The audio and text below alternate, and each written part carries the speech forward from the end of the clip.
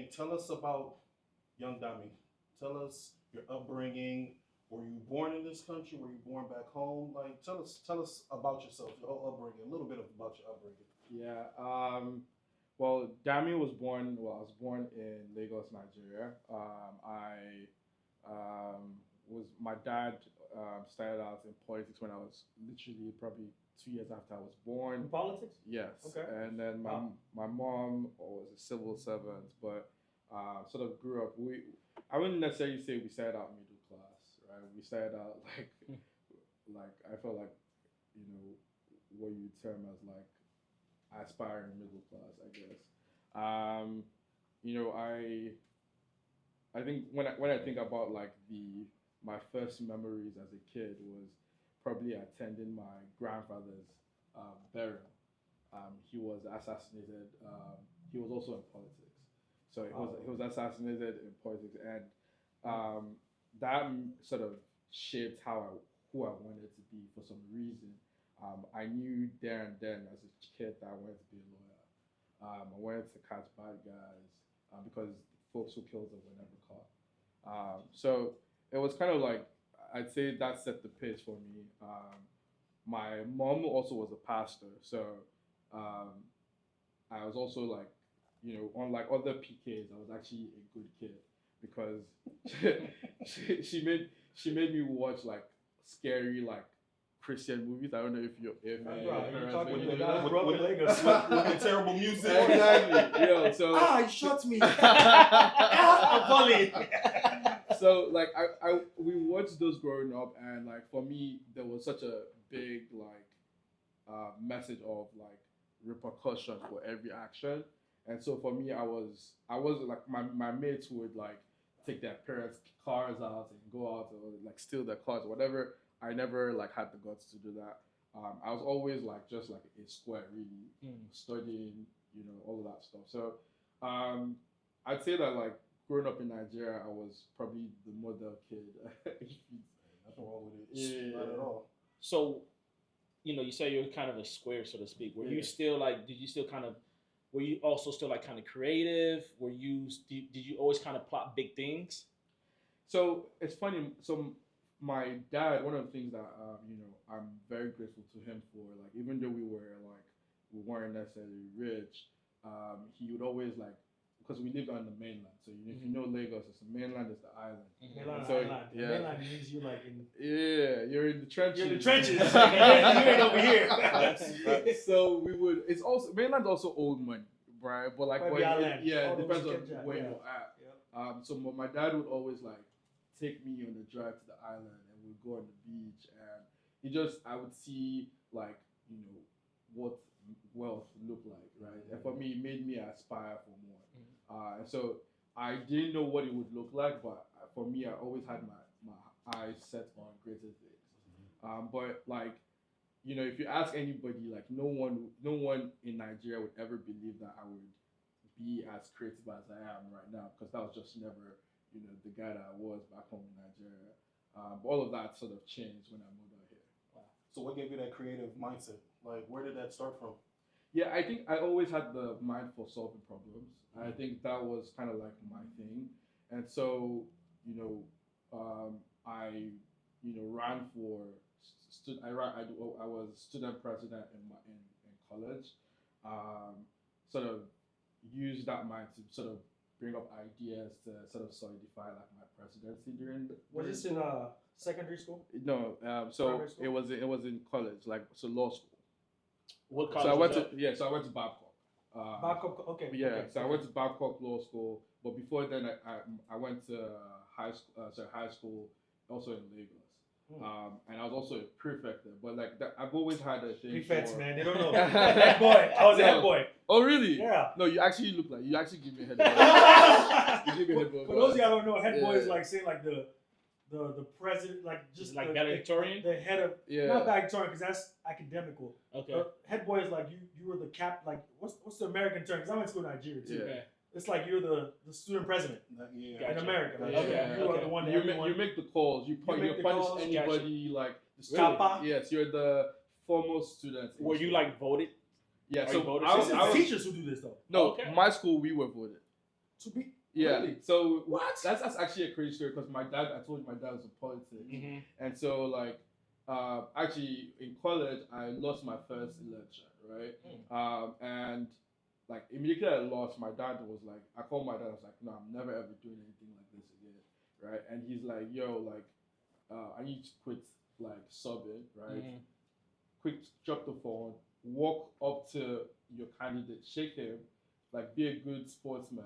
He's already he knows that Yeah, lifestyle. and then he's like, oh, like start making all the friends you need to run next year.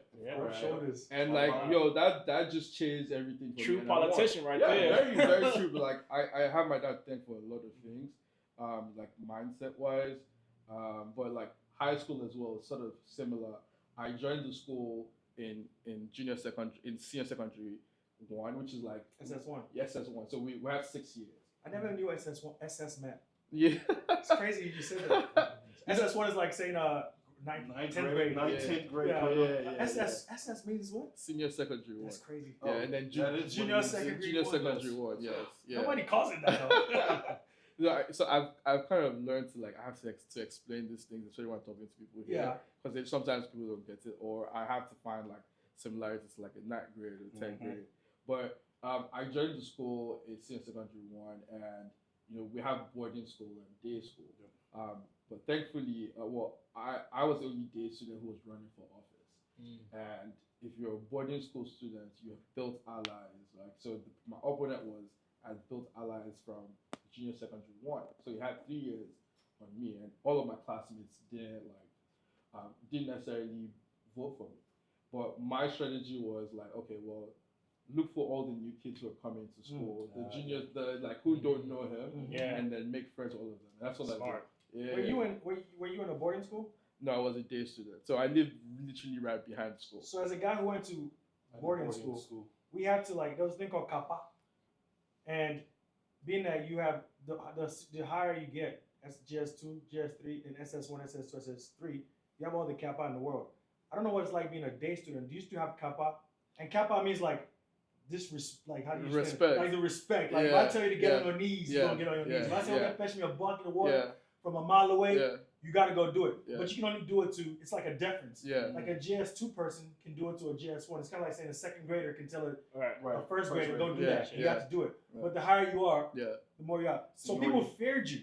So for me, I want to know how do you balance that fear? Because you're trying to be a cool guy talking to everyone to vote for you. But at the same time, you know my question, right?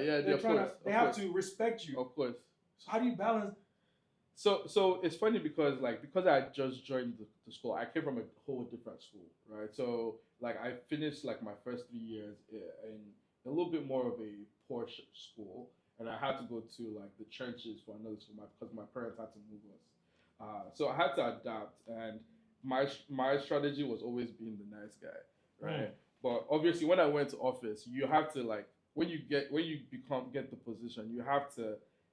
People have to respect you, right? Automatic. And so, like, that was something that I had to figure out afterwards. But in the beginning, like, it was hard for me to catch up with, the kind of respect the folks that were in my class that had. So it was an interesting, like, sort of flow. But, my secondary school days weren't necessarily, like, my best ones, actually, if I'm being honest. I never really liked those days. I much more enjoyed like my uni days because I had to leave the friends that I knew because of my parents' like financial status in my old school and move to a new school and build new relationships. And there's actually something that I actually fought with all the boys in my class, and I'll tell you why. So in my old school, it was a taboo for you to insult other people's parents. It's very posh. Just don't do that. Yeah. But in this school, like, if you see anything, it was like your father, your mother. That's literally how it is. And for me, I just couldn't get it. Like, it was like natural to them. So, like, literally, the first year of my school, I fought with every guy because that was the. So you're a bad boy. No, I didn't say I won, but at least he's honest. Yeah. But it was a sweet change for me. But yeah, that's sort of like defining moments for me. So there's a transition within the transition. So there's yourself transitioning from one school to another school back home. in Nigeria. But at the same time, there's another transition from Nigeria to United States. Absolutely. So how is that transition also, and then getting entwined with everything that's going on out here and adapting? Yeah. So I used to be, when I finished school, I went to law school, like I said. I decided to be a lawyer, but I wasn't called to like your typical law, which was like a corporate or oil and gas law, which is kind of the thing that everybody really did in Nigeria. I was more called towards like intellectual property and entertainment law, because I felt like it was a new space that, you know, I could really make a mark. And I felt like there were a lot of problems that I could solve being in that space. So I immediately after school, I actually I helped one of my friends register his record label, and he launched an artist who is now Kiss Daniel today. Wow. So I did Kiss Daniel's first contract. Oh wow. But then I felt like, man, there weren't too many people to learn from as an entertainment lawyer. So I was like, you know what, I need to go somewhere where I can be better, come back and be sort of the go-to guy in Nigeria for entertainment law. And so that's why I decided that, you know, I wanted to come to LA. Also, I picked LA because I was a big fan of Entourage. I don't know if you ever saw it. The show. The Entourage. My boy Turtle. So Entourage is such a great show, man. Like, so I was like, you know what? It felt like LA is the place where dreams could be made. So when did you get out to LA? Like around what time? What year? So it was 2014. 2014, 2015. Moved out here, did my master's in entertainment law. Went to USC. Yeah. Trojans. Fight on. Yeah. So did that, and then you know, my journey sort of started from there. Essentially, I was going to make a plan to go back to Nigeria, but I got hired by one of my professors, and then said to stay. So that means you stood out. Now, you got something? Yeah, I got a question about the law thing. Yeah. I want to take it back a little bit.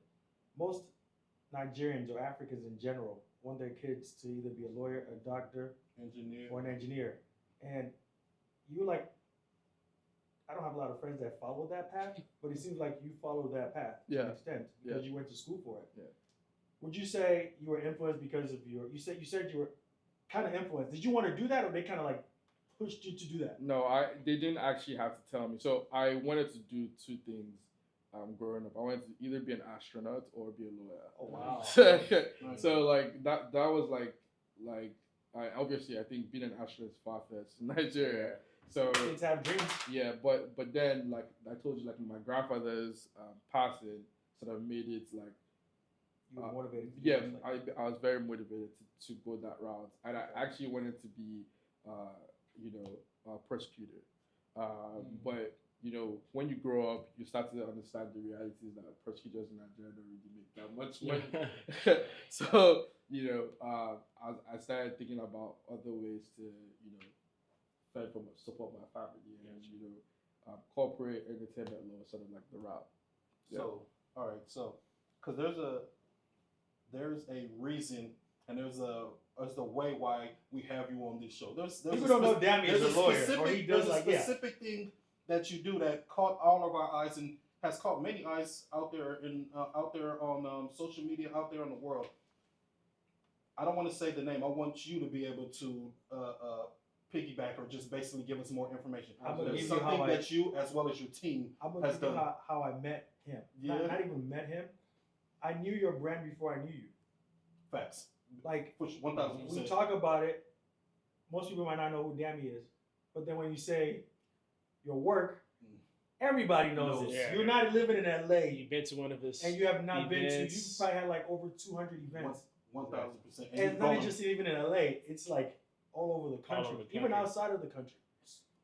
So elaborate. Tell us. We really want to know that. Yeah, tell us about that brand. Because I know you started Amplify Africa, right? I'm sure you had a partner, but what was that groundwork like? What made you say, I want to transition? You must have seen something that said, I want to transition from this field of being a lawyer, what you've been doing since you started, and transition into the world of entertainment. because entertainment law, I get it, but now you're really doing both. Yeah. So what was that transition? What inspired that? Let's talk about that. Yeah.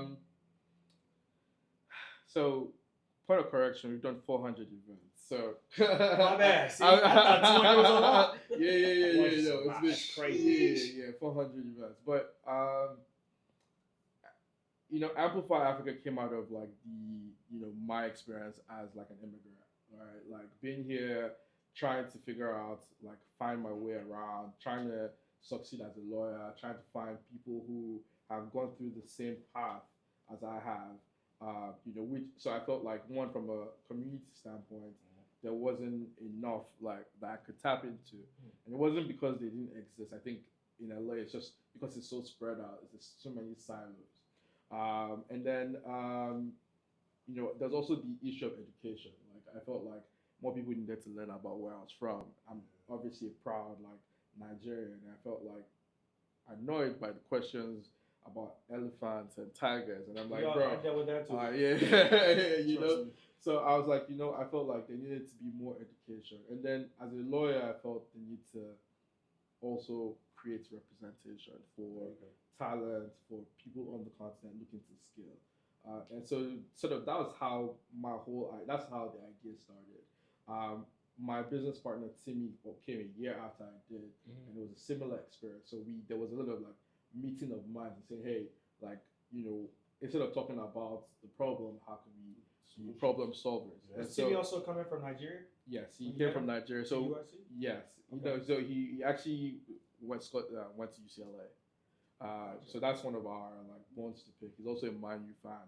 Unfortunately, so you guys are rivals across the board, man. I tell you. So yeah, but so that was kind of like the inspiration for us. Right.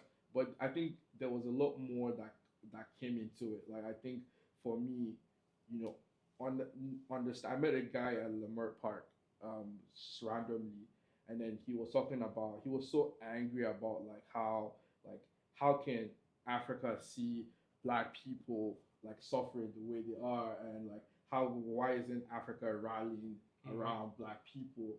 And I'm like, man, this guy doesn't even know that like an average African is trying to figure out, it's his own government. Like we don't even have our government looking out for us. Like, where you have to be responsible for doing your own light, your own electricity, your own water, build your own house. Like I remember as a child, whenever there was a something wrong with the road, we would take a wheelbarrow, take sand, and fill the hole in the road. Like we were our own government. So I'm like, man, there's just so much like, and then me understanding the concept of the diaspora and the fact that there are 140 million people who obviously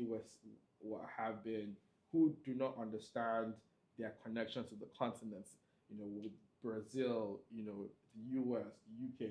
Like a lot of people are still, some of them are yearning for that connection, but one is going to associate with something that isn't cool. When you hear about Africa, you're thinking, man, starving kids. Like, one day some white woman walked in on me. I was on my laptop, and she's like, "Oh, where are you from?" I'm like, "I'm from Nigeria." She's like, "Oh, are you doing that thing Nigerians do on the laptop?" And wow. You know what I mean? Like scammers. Exactly. Wow. 419. Exactly. So it's like when she said that to you. I swear down, bro. That's it. Where were you at? Like, I was in Connecticut. That was wow. Yeah. There you go. Yeah. That Northeast. Yeah. So it was like when you think about like the way people think, and like if I'm African, I'm not going to be proud to associate with that. Yeah. And so for me, the concept of rebranding the continent, creating an avenue where we can harness the diaspora so that like people on the continent can leverage the diaspora to scale. You think about like Dos Equis, for example, right? When you think about those Mexican brands, the people who are carrying them here are Mexicans, right? That's like the first point of contact, right? So it's like, how can we harness the diaspora for our own economic development as a continent, but also how can the diaspora access, the continent as well for its own like growth. And so that was kind of like my mindset when I was talking about starting the company and, is sort of grown into what it is today. We from a community standpoint, we host different events from parties in different cities to like a gala where we honor people. That's the Afro Ball. Yes, we have like the U.S. Congress giving out like awards through our gala. Congratulations on Karen Bass presenting you with that. That was when I saw that I was like, oh, it's possible. Wow. I didn't. Karen Bass. What was the certificate? It was just a certificate of recognition for this like is a for the Nigerian work guy that we do. in America getting something from the mayor of Los Angeles. You know you made it. You've done something. What I like about what you're saying is, how you kind of talk about elevating the voices and representing Africa in LA. Like I always felt growing up, there wasn't a lot of that going on. So when you mentioned that, I was like, man, I felt the same way growing up. And I don't know, OV felt the same way. Mine's half and half. Small pockets here, but like they grew up here. If you grow up in some of these other, if you go to some of these other cities where there's a lot of Africans, right? Like Houston, Atlanta, it's just like you see it everywhere. It's amplified and it's present. But LA, I feel like it's kind of like it's never been there. But with what you've been doing lately, you could feel the presence. You can feel it starting to kind of emerge out of the the woodworks and whatnot. So I love it. But I do have a question.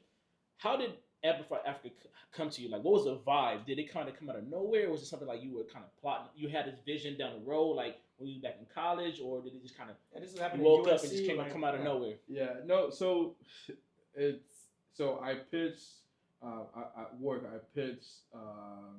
So I was working for a company called Full Screen, and it's no longer around now. But they manage like YouTubers.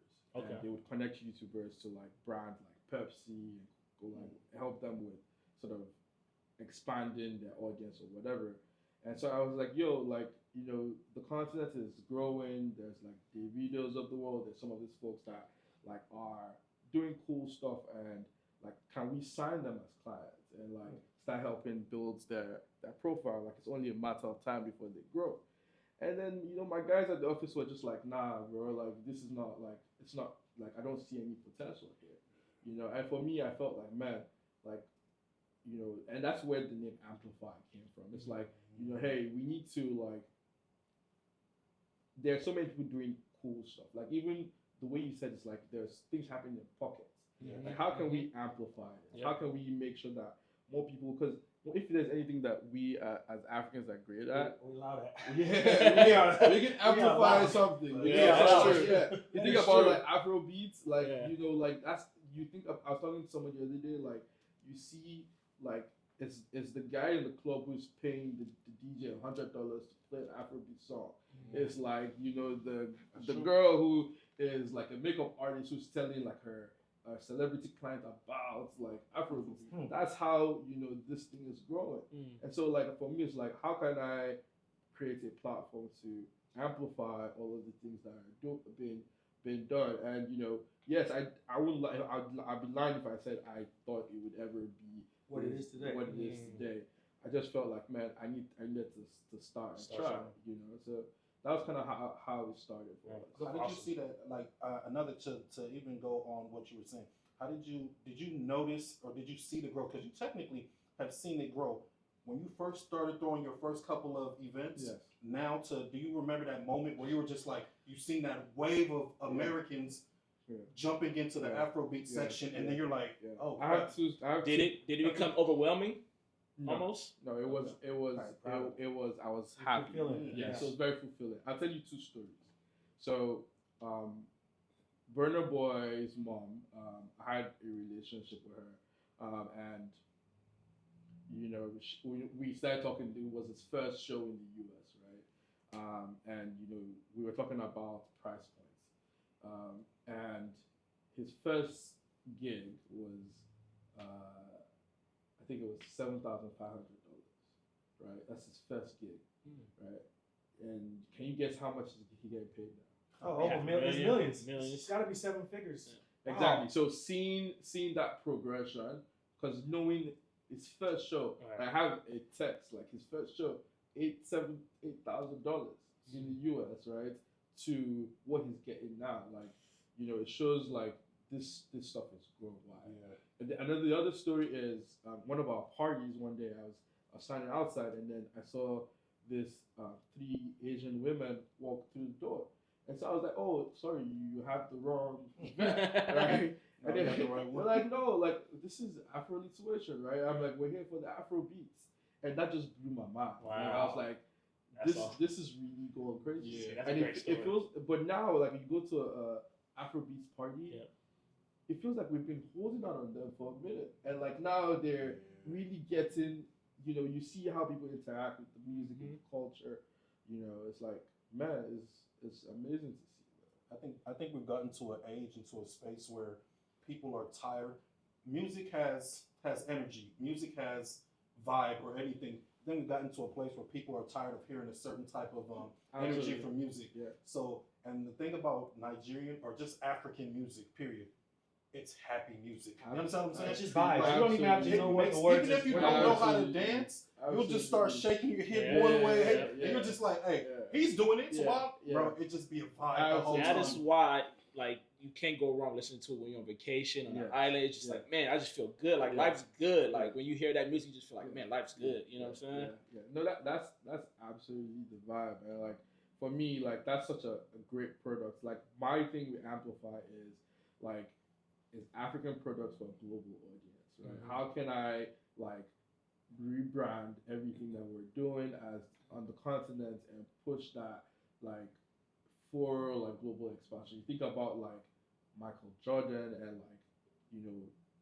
because of Jordan and like a whole world is open to the US. Like, you know, it's like people like the kind of cultural cachet that the US had around the world because of just one figure and how marketable he was. It's like, man, how I can't wait for us to have our own Jordan. And like, you know, I think my company is trying to prepare the diaspora as like a springboard for whoever that person is or whatever that product will be. And hopefully Afrobeats is the way, but you know, there's just so much. It's fashion. There's like, you know, there's just so much. Nollywood, the film industry. Yeah. Talk about like Amplify and like Amplify's role in the global like blackness. Is it like, would you say, I don't know if it was intended for, would you say it's for Africans? Would you say it's for African Americans, Yeah. African Caribbeans, Yeah. everybody? Yeah. Like what is The intent behind it. I like that question a lot.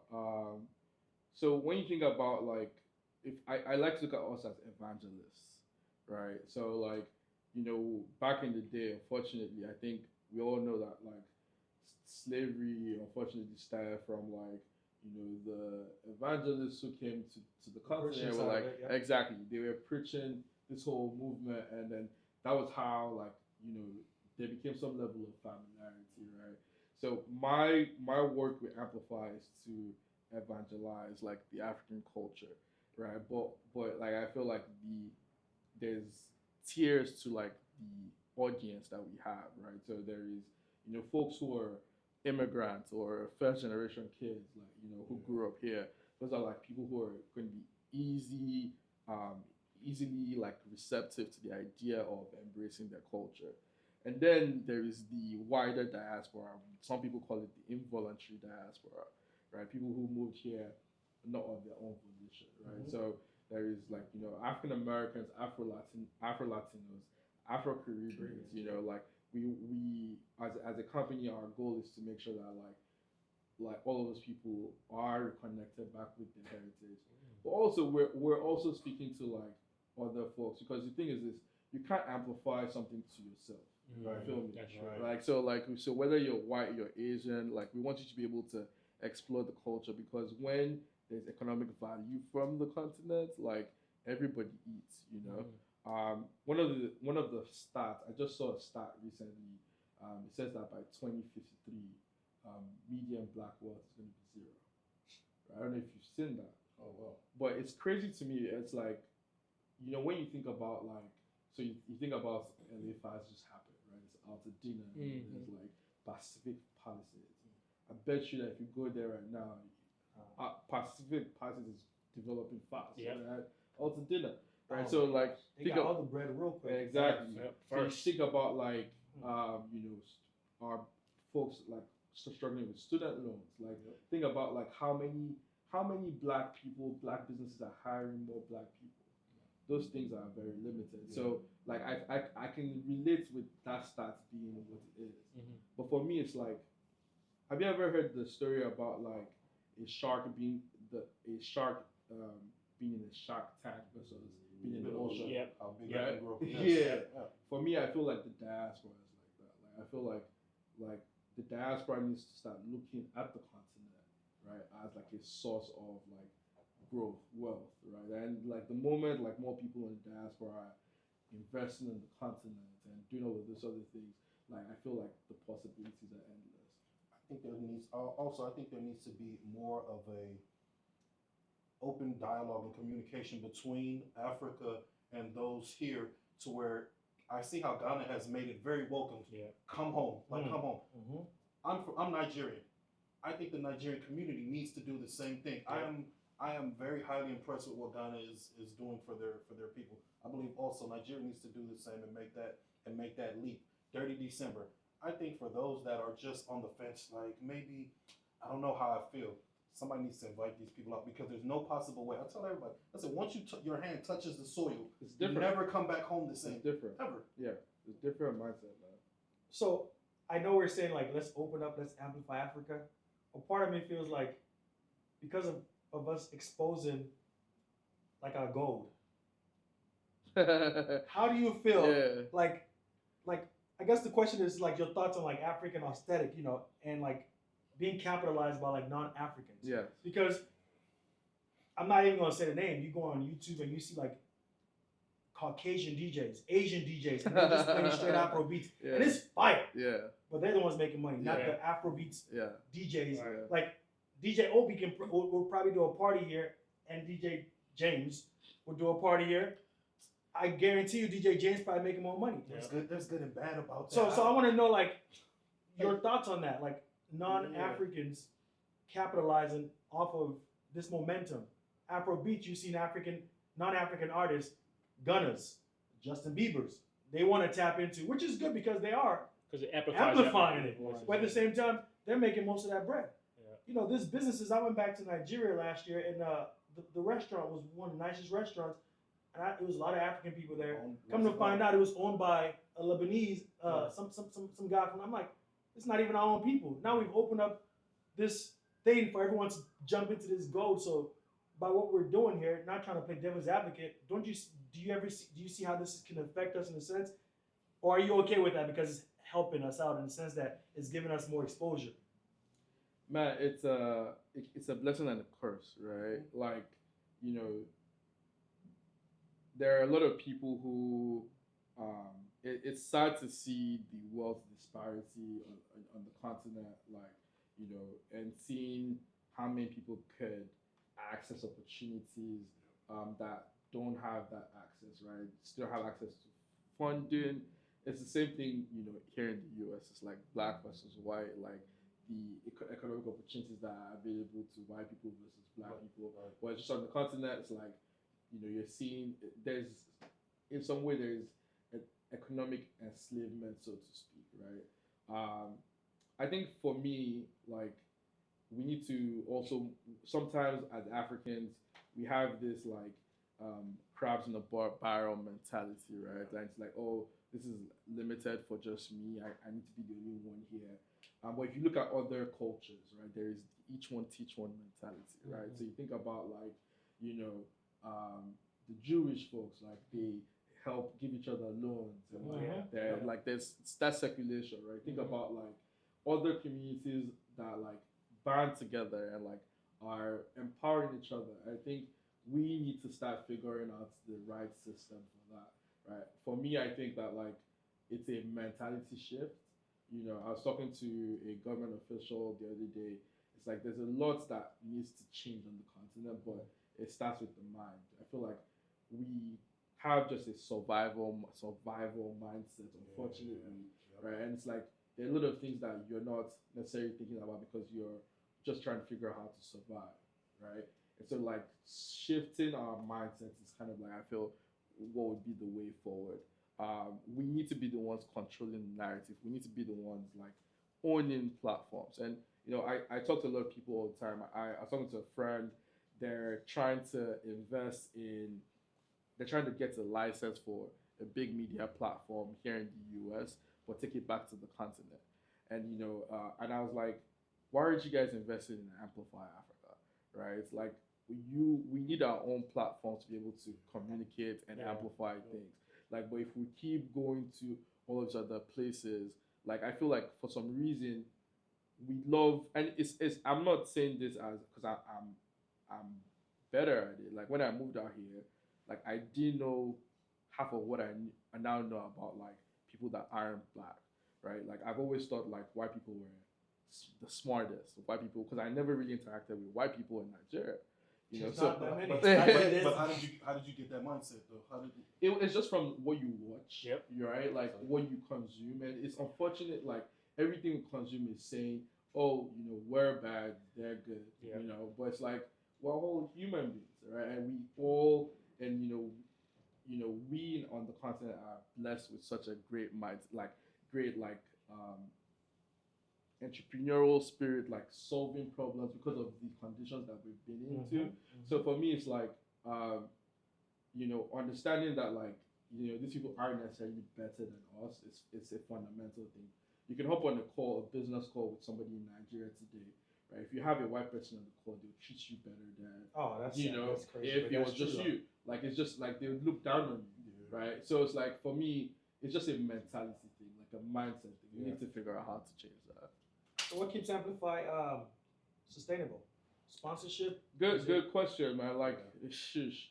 So I was part of a group chat like 5-10 years ago called African Promoters in the US. I don't necessarily consider myself a promoter, but it's part of one of the things that we do. And unfortunately, that group chat is defunct now because Live Nation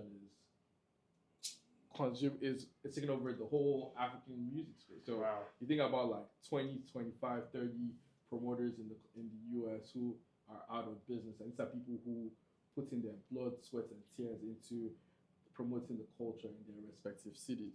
And so, I had to think about it different way. One is not just being about events. It's thinking, how can I build a platform that reaches more people and gives me the power? Like, think about like media gives power, right? And I feel like we as Africans need to start controlling our narrative, which is what I figured out early. Like, I can't just be about like doing events. I have to also have a platform where I can directly reach an audience. I am not, limited. No one can sort of limit how I speak to the audience. I really want to transition from that because you are not just doing like entertainment or doing events and all that kind of stuff.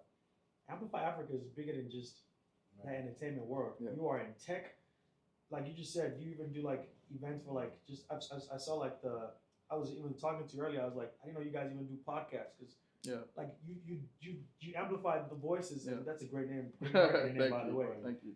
Of like you're like tapped into different things there. So you built this organization from the ground up. Are you still building more? Yeah, absolutely. I'll tell you our current business business segment. So we have the event, so we sell tickets, and then we have a media platform, advertising. But then because of the audience we've been able to attract, like we're able to get brand partners. So essentially, you gotta teach us how to do that. We figured out each one teach one, right? Yeah, absolutely. I'm with it. Like, so we figured out that like, hey, if you have the audience, people would come, right? And so like our goal has always been, okay, how are we like bringing together the audience, and how are we leveraging that for other folks to be able to tap into? And so that's become a revenue source for us. But we also consult. So there's a lot of things that we do that a lot of people don't see, right? Recently, we just hosted the Nigerian Minister of Arts, Tourism, and Culture in LA.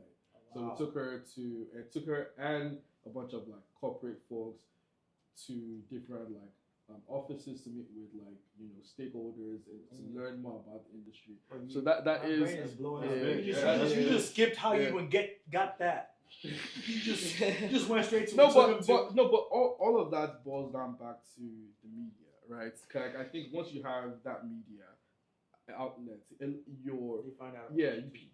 your reach is like once you can show people that people are listening to you, people want to know why do people listen to you. They're gonna reach out to you and everything like that. Yeah. If you think about a lot of billionaires, they go after media because they want to own a piece of it. There are a lot of billionaires that you don't know own media companies that shape narratives. To control the narrative. Exactly. Bezos just purchased Washington. LeBron. True. Exactly. Yeah. So like media for me from the onset was like just very powerful. Keep that out, right? Felt I needed to do that. But we also consult for like Hollywood, like other brands. Like we work partner with Disney and helping them with pushing their platform, pushing like a show called Iwaju, an African show. We worked with the U.S. government and tapping into like different diaspora audiences. So like our work essentially like it's more than just what people see. Okay. Yeah. I know time is wrapping up and everything. I don't know if you got any questions. Yeah, I got one question, man. If you were throwing like a big like festival concert or whatever, who would be the 3 people you want to headline? And then what will be on the grill? Like what would be the thing you be serving? What will be on the what? The grill. Like what will you be serving? Food oh man, shush. Dead or alive. Ooh, that's a good one. Anybody. Doesn't have to be African. No, it has to be African, no? Has to be. Should you be African? Has to be African. No. I say anybody. It could be within the diaspora. Yeah. Cool. Better not say Sean Paul. He's Caribbean. I thought you gonna say Madonna or some shit. So, unpopular opinion, I'm a Drake fan. We can unpack that later. So Drake, for sure. Definitely Wizkid. Okay. Big fan, and then Thames. Oh yeah, I love Thames. And then in terms of food, man, you said grill. Does it have to be a grill? No, it could be any kind of food. If everyone could have like pounded yam and my favorite food. What soup though? Egusi now. Okay. I got it. Let me joke. I got it. I'm gonna be hanging on that one. As well. But I'm also a rice fan, right?